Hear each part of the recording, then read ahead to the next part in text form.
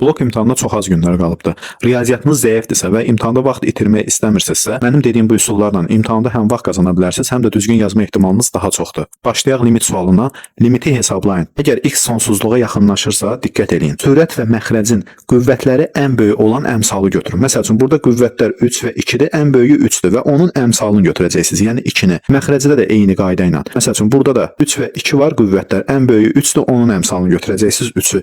Yəni, burada düzgün cavab 2 bölünsün 3-dür. C variantı. Əgər limit sualında x sonsuzluğa yox 0-a yaxınlaşarsa, yəni bu 0 olarsa, onda sonuncu sabit ədədləri götürürsünüz. Yəni -1 bölünsün 5 olacaq. Burada da cavab -1 bölək 5 olacaq. Kəsirin ixtisarına aid sualdır. Burada 2-nin gördüyüm yerə 0 yazacağım. 2-nin gedəcək, sadəcə 2 qalacaq. Eyni şəkildə digərlərində də. Yəni yazacağım a üzərində 2 çıxılsın. 2-nin gördüyüm yerə 0 yazıram. Yəni a üstü 0 bölünsün. Burada a üstü 3 çıxılsın. 2a üstü 2 üzərinə gəlsin. A üstü 1. Bilirik ki, istənilən ədədin üstü 0 1-ə bərabərdir. Onda buna diqqət edin. A kvadratı çıxılsın 1. Buradan da a-nı çıxardaram mötərizə xaricinə. Qalacaq bərabərdir. Sürəti vurğularına ayıraram müxtəsər vurma düsturu ilə. Aşağıda da a kvadratı çıxılsın 2a üzərinə gəlsin 1, a çıxılsın 1-in kvadrat düsturudur. Yəni onun yerinə yazıram a çıxılsın 1, onun kvadratı. Bilir ki, burada bununla bu ixtisar gedəcək, qalacaq. A üzərinə gəlsin 1, aşağıda da a vurulsun, a çıx 1. Çünki ondan 2 dənə idi, biri getdi, biri qaldı. Baxın burada.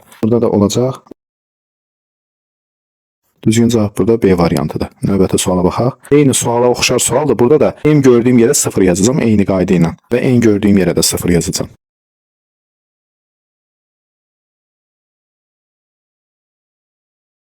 Bərabərdir. İstənilən ədədin üstü 0 1-ə bərabər olduğundan onda 4 çıxılsın 5 qalacaq. Burada da diqqət eləməli məqam odur ki, bir ədədin üstü -1 ədəddirsə, o bərabərdir 1 bölünsün a üstü n deməkdir. Məsəl üçün bizdə 4 üstü -1-dir. Onda bu 1 bölünsün 4 üstü 1 deməkdir. 1 bölünsün 4-ə bərabərdir. Çıxılsın 1 bölünsün 5 bərabərdir. 4-dən 5 çıxanda -1 qalır. Sürətdə aşağıda da kəsirləri çıxsaq 1 bölə 20 qalacaq. Bunu da sadələşdirsək -20 alaraq. Yəni bu yuxarıya vurulacaq. Burada da cavab Y variantıdır. Keçirik növbəti suala.